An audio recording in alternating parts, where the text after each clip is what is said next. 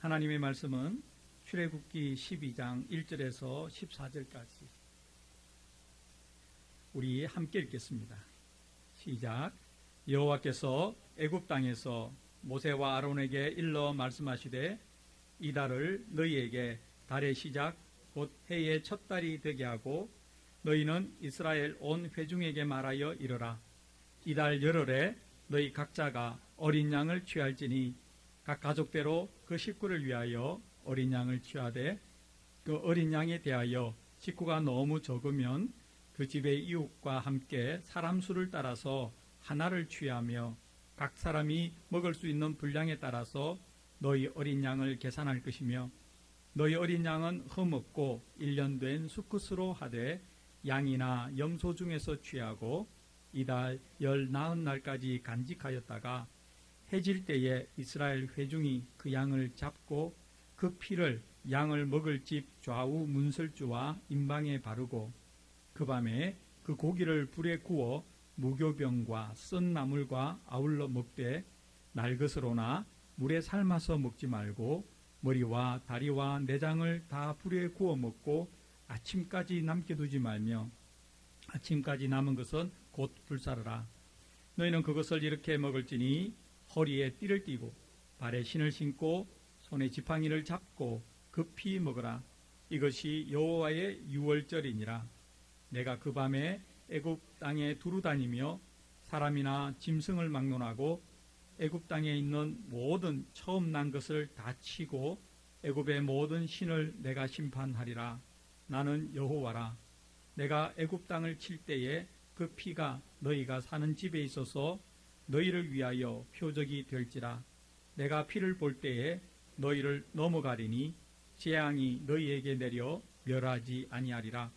너희는 이 날을 기념하여 여호와의 절기를 삼아 영원한 규례로 대대로 지킬지니라. 아멘. 우리가 살아가면서 기억해야 하는 중요한 날들이 있습니다. 어떤 일을 기념하는 날이죠. 개인적으로도 있고 사회적으로 있고 국가적으로도 있고 교회에도 있습니다. 개인적으로 기억하고 우리가 소중히 여기는 날은 생일, 결혼기념일 또는 추모일 등이 있겠죠.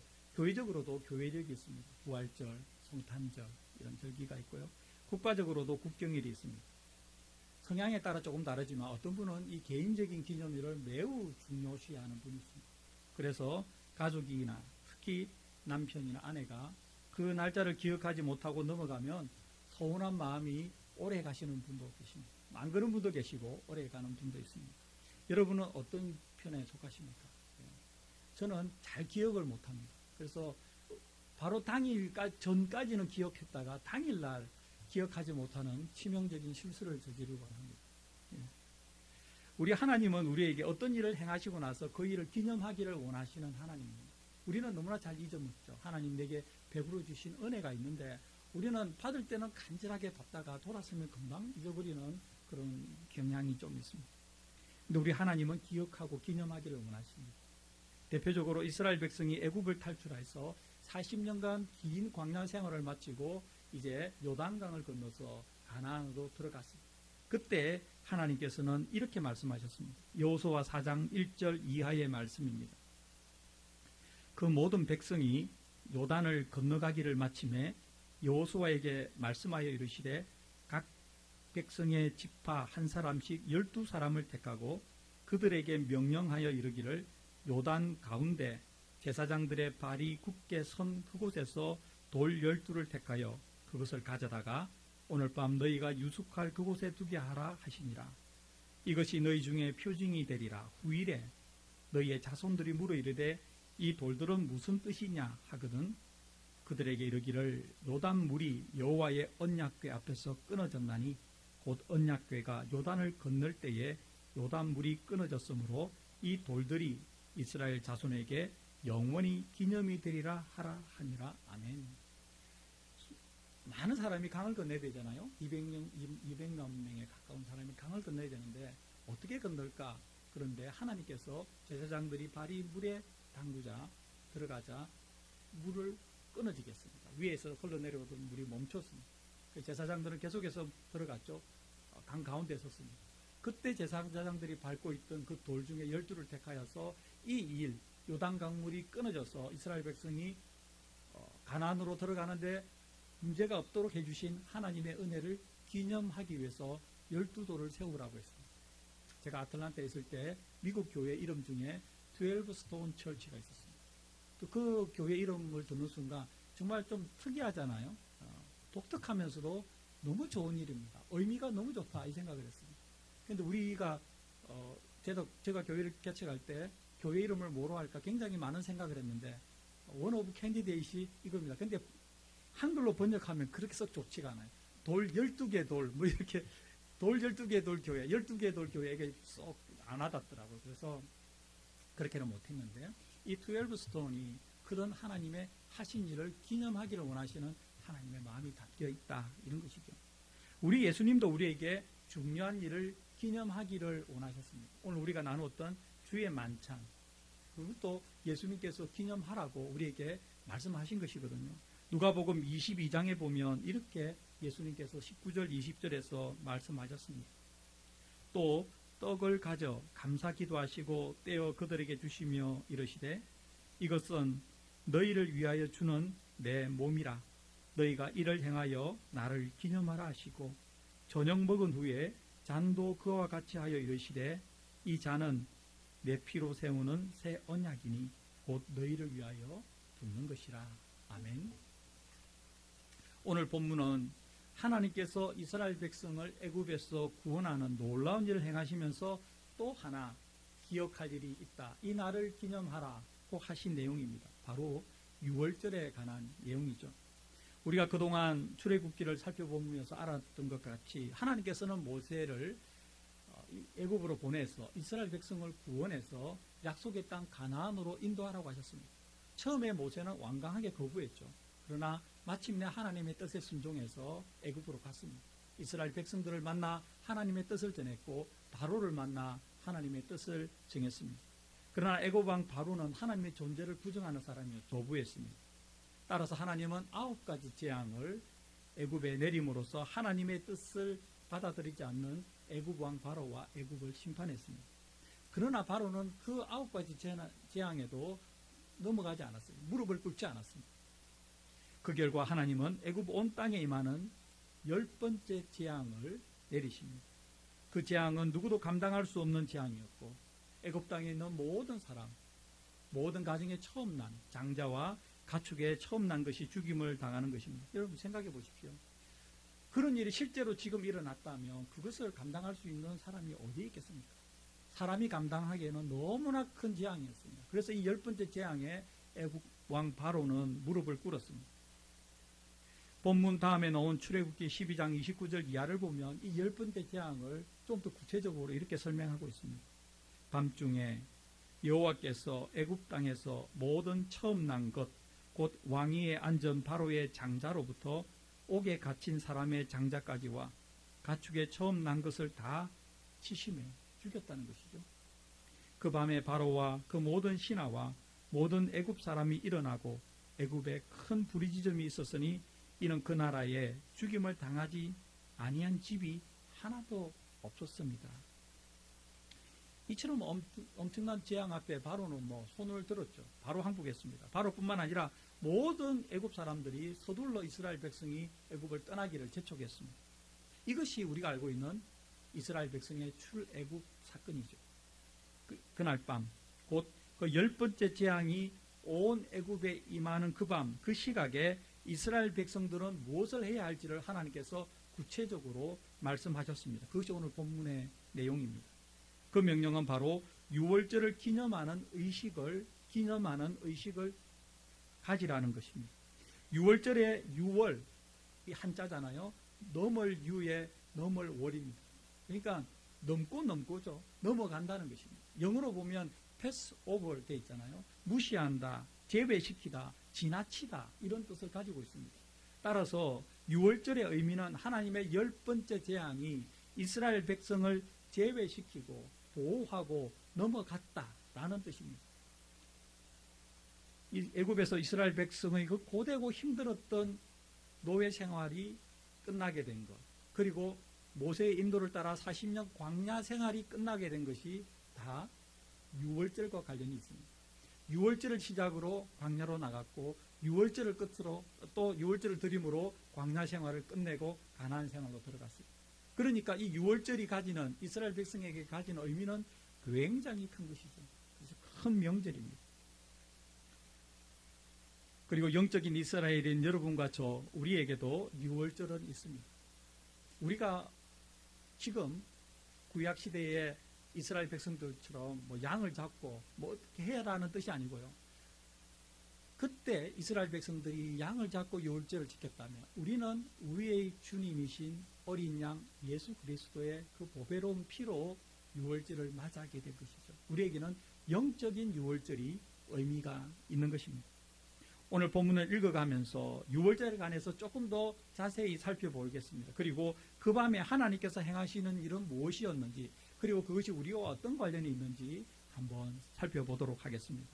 먼저 본문 1절과 2절을 다 함께 읽겠습니다. 여호와께서 애굽 땅에서 모세와 아론에게 일러 말씀하시되 이 달을 너희에게 달의 시작 곧 해의 첫 달이 되게 하고, 하나님께서 달력을 바꾸시는 거죠. 원래는 그게 그 해의 첫 달이 아니었는데 첫 달이 되게 새로 정하라는 것이죠.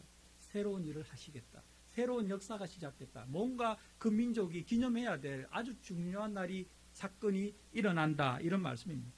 이어지는 출애굽기를 보면 이 달을 아비월이라고 말씀하고 있습니다.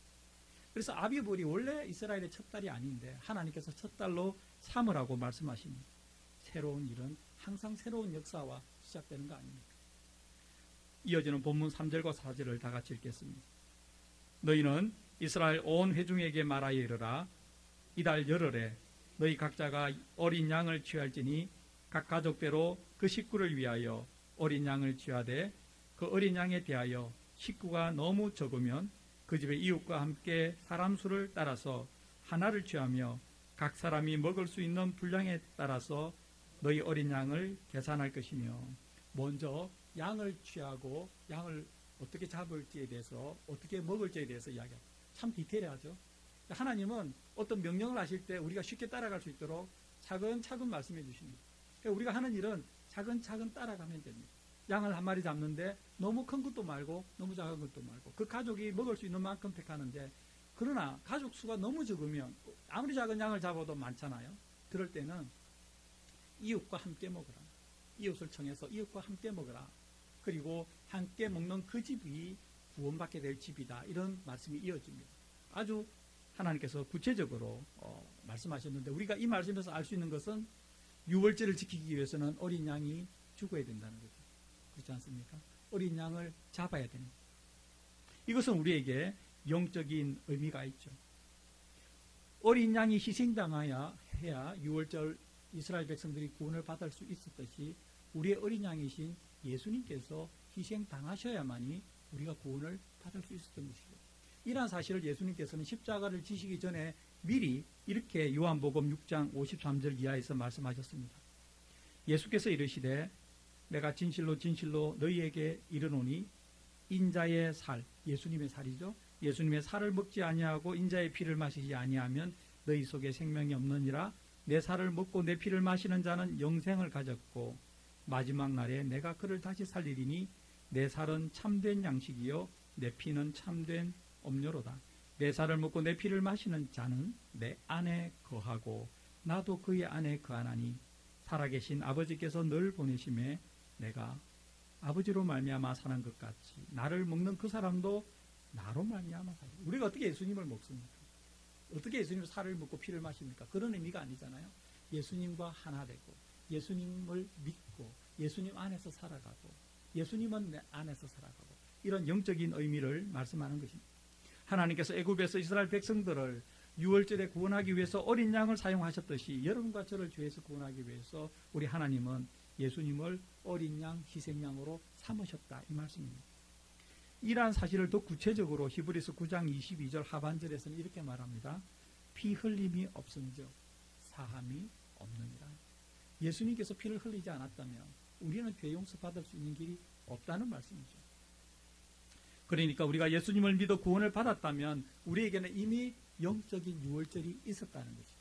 영적인 유월절을 우리는 가지고 있다는 것이죠. 우리에게는 영적인 아비벌이 우리에게 있는 것이죠. 우리는 우리를 구원하신 하나님의 은혜와 예수님의 십자가를, 우리의 영적인 아비벌을 기억하며 살아야 합니다. 아멘.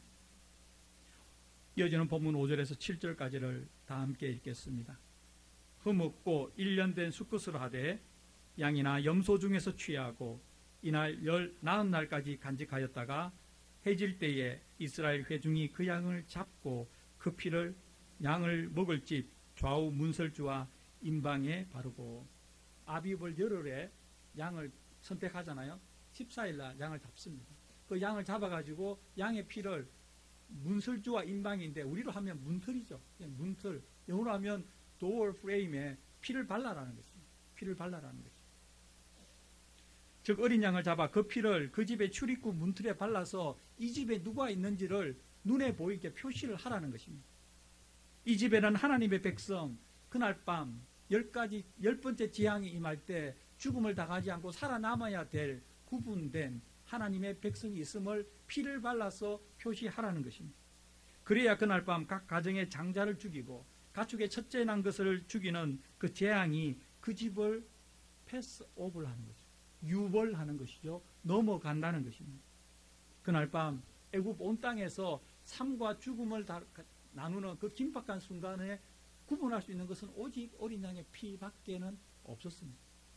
저는 이것이 오늘 살아가는 우리에게도 동일한 영적인 의미를 가진다고 믿습니다. 이 지구상에는 냉정하게 말하면 두 부류의 사람만 존재하는 것이죠. 어린 양 예수님의 피로 구원을 받은 사람과 그렇지 못한 사람입니다. 그 중간에 나는 한 65% 구원받았어, 나는 90% 구원받았어, 이런 것을 존재하지 않습니다. 어린 양의 피로 내가 구원을 받았으면 구원받은 것이고 그렇지 않으면 아닙니다. 그날 애굽에서 그날 밤 10번째 재앙이 있는 날 어린 양의 피로 문설주에 바른 사람, 문 임방에 바른 사람, 그 집 안에 있는 사람은 살았잖아요. 장자가 죽임을 당하지 않았잖아요. 그렇지 않은 집의 가정의 장자는 다 죽임을 당한 것이죠. 그 중간은 없습니다. 우리는 예수님의 보혈 아래에서, 예수님의 십자가 아래에서, 그것이 우리에게 보면 우리 인생의 문틀에 발라진 피죠. 우리는 그 속으로 들어간 것이죠. 그래서 우리는 구원을 받았다. 이렇게 이해한다면 과거에 일어났던 그 유월절 사건이 우리와 무관한 게 아니죠. 영적인 의미는 동일하게 이어지고 있습니다. 계속해서 본문 8절과 11절까지를 다 같이 읽겠습니다.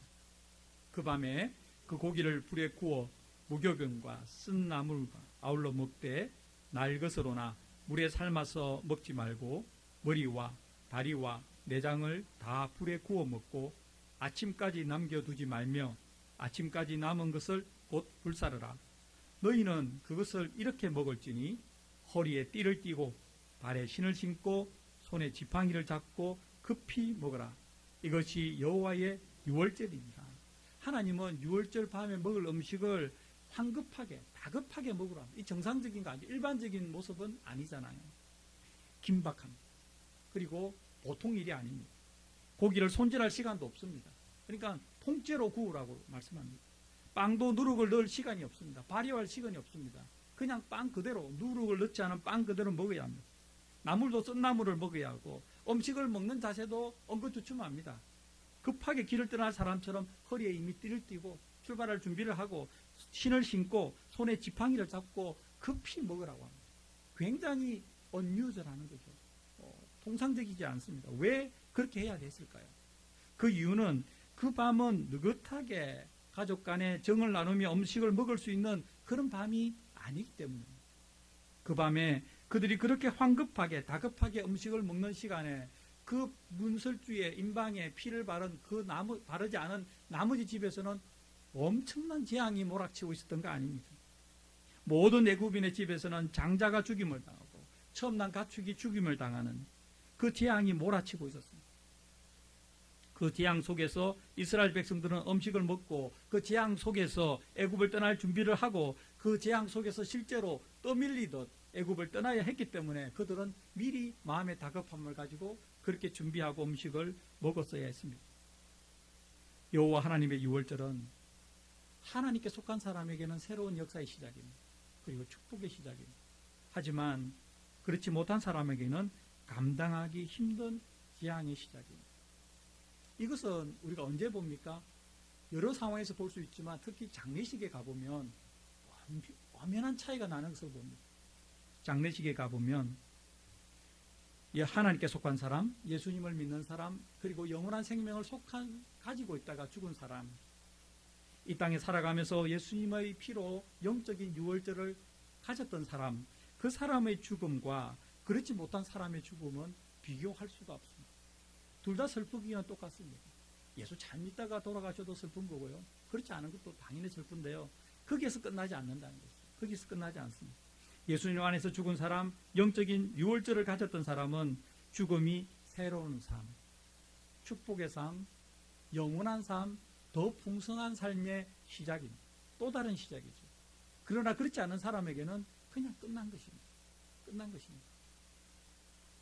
저는 이 자리에 있는 우리 모두는, 그리고 우리가 살고 있는 몽고메리에 있는 모든 한인들은 모두 다 영적인 유월절을 경험했으면 좋겠습니다. 아멘. 이것을 위해서 우리가 복음을 전해야 하는 것이죠. 본문 12절을 다 함께 읽겠습니다.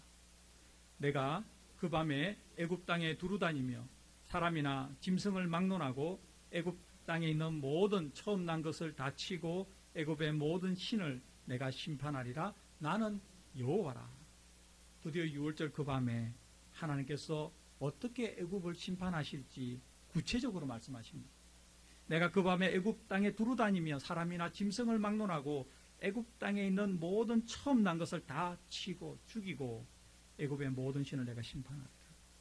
유월절 바로 그 밤에 하나님께서 하신 일은 이스라엘 백성을 구원하셔서 애굽을 탈출하게 하신과 동시에 그 밤에 하나님께서 하신 일은 애굽을 심판하셔서 장자를 죽이는 재앙이 임하게 하셨던 것입니다. 참으로 우리 하나님은 자비로우신 하나님이죠. 은혜가 풍성하신 하나님입니다. 그러나 동시에 우리가 잊어서는 안 되는 것은 굉장히 무섭고 두려운 심판주라는 것이죠. 그래서 우리는 하나님을 경외해야 합니다.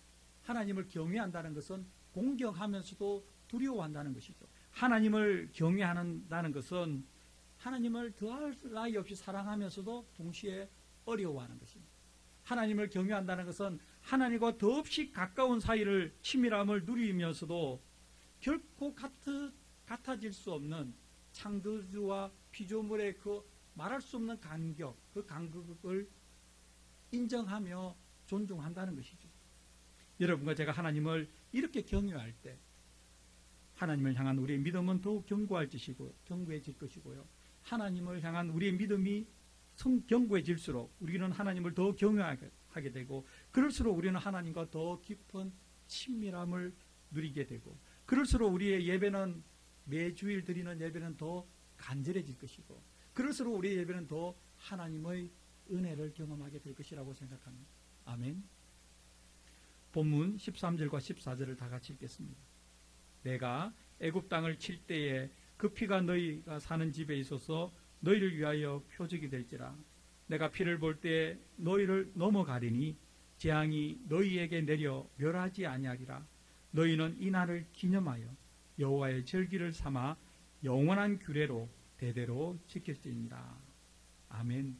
유월절 그날 밤에 하나님의 재앙을 면할 수 있는 길은 오직 어린 양의 피를 바르는 것밖에 없었습니다. 하나님께서 분명하게 말씀하셨죠. 내가 피를 볼 때 너희를 넘어가리니 재앙이 너희에게 내려 멸하지 아니하리라. 그리고 그날 밤 하나님께서는 모세를 통해서 하신 그 말씀 그대로 한치 오차도 없이 행하셨습니다. 사랑하는 교회 여러분, 하나님은 그때나 지금이나 조금도 변함이 없으시고요. 그때도 말씀하신 대로 행하시는 분이고 지금도 말씀하신 대로 행하시는 분입니다. 예수님의 십자가 보혈에 관한 말씀도 그대로 변함없이 우리에게 적용될 것입니다. 우리는 십자가 아래에서 구원을 받고 십자가와 함께 살다가 하나님의 정하신 때에 죽었다가 십자가의 능력으로 부활할 것입니다. 아멘. 그러니 여러분과 저는 예수님의 십자가 속으로 영적인 유월절 속에서 하나님 안에서 안식하며 믿음의 삶을 매일매일 매 순간 살아가야 합니다. 아멘. 내일부터는 이제 예수님의 이 땅에서의 사역의 마지막 주간, 십자가를 지시는 그 마지막 주간이 시작되는 고난주간입니다. 우리는 이 고난주간 월요일부터 금요일까지 저녁 시간에 기도회를 가지려고 합니다. 예수님의 고난, 그 마지막 일주일을 따라가면서 어떻게 우리가 예수님의 희생과 사랑을 다시 한번 나에게 개인적인 사건으로 받아들일지, 그러한 시간을 가질 것입니다. 그래서 저녁에 좀 더 오랜 시간 기도하고 개인적으로도 넉넉하게 묵상할 수 있는 시간을 가질 것입니다. 그리고 목요일 저녁에는 예수님의 고난, 피와 살을 상징하는 주의 만찬을 가질 것입니다. 그리고 예수님의 죽음을 묵상하고 마침내 주일 새벽에 그 예수님의 부활의 기쁨을 몽고메리에 있는 모든 교회가 연합하여 새벽 예배를 드리며 하나님을 찬양할 것입니다. 따라서 우리에게는 이번 한 주간이 매우 긴 6월절 밤이 될 것입니다. 오래전 애굽에서 6월절 그날 밤에 이스라엘을 돌보시고 구원하시고 축복하셨던 하나님이 이번 주 고난주간 내내 우리를 돌보시고 구원하시고 축복하시고 우리에게 영적인 6월절을 되새기게 하는 기회를 주실 것입니다. 하나님께서 이렇게 해주시기를 예수님의 이름으로 축원합니다. 기도드리겠습니다. 거룩하신 하나님, 좋으신 하나님, 오늘 주신 말씀을 하나도 빠짐없이 아멘으로 받습니다. 영적인 유월절을 소유한 우리가 되게 하소서. 우리 주위에 아직까지 유월절을 가지지 못한 사람에게 예수 그리스도의 복음을 전하여 우리가 예수 그리스도 안에서 함께 유월절을 축하하는 그런 믿음의 형제자매가 되게 하여 주시옵소서. 예수님의 이름으로 기도드립니다. 아멘. 예, 우리 함께 일어나서서 유월절 어린 양의 피로 함께 찬양하도록 하겠습니다.